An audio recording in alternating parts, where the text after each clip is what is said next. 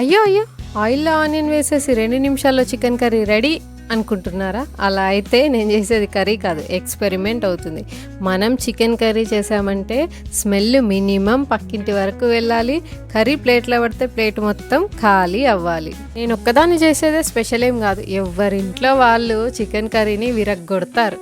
ఏం తిరగొట్టినా next minute వచ్చే comment ఏంది, అబ్బా ఈ సండేకి ఏదైనా స్పెషల్ చికెన్ కర్రీ చేయవా?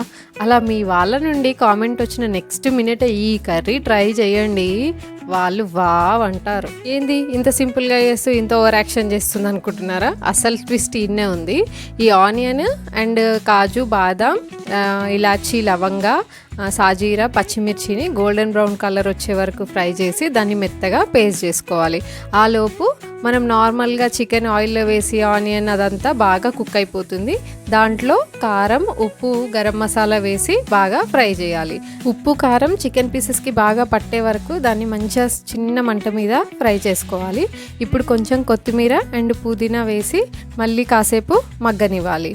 నెక్స్ట్ మనం పేస్ట్ చేసి పెట్టుకున్నాం కదా ఆనియన్, పచ్చిమిర్చి, కాజు, బాదం, ఆ పేస్ట్ని దీంట్లో యాడ్ చేసి అడుగు మాడకుండా ఫ్రై చేసుకోవాలి.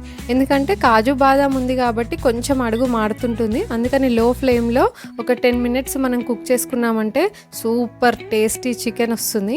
కాజు బాదం అనుకుంటున్నారా? ఒకసారి వేయండి చెప్తా, వేసి చూడండి. ఇలా కానీ మీరు కర్రీ చేశారంటే బగారన్నము, చపాతి, పూరి దేనికైనా సూపర్ కాంబినేషన్. పుల్ల డబ్బా ఫ్లేవర్స్ షార్ట్స్కి మంచి రెస్పాన్స్ ఇస్తున్నారు. Thank you so much. అలాగే లాంగ్ వీడియోస్ని కూడా సపోర్ట్ చేయాలని కోరుకుంటున్నాను. ఈ వీడియో మీకు నచ్చిందా? అయితే లైక్ చేసి సబ్స్క్రైబ్ చేయండి. మరిన్ని కుకింగ్ వీడియోస్ కోసం కామెంట్ చేయండి. మళ్ళీ కలుద్దాం.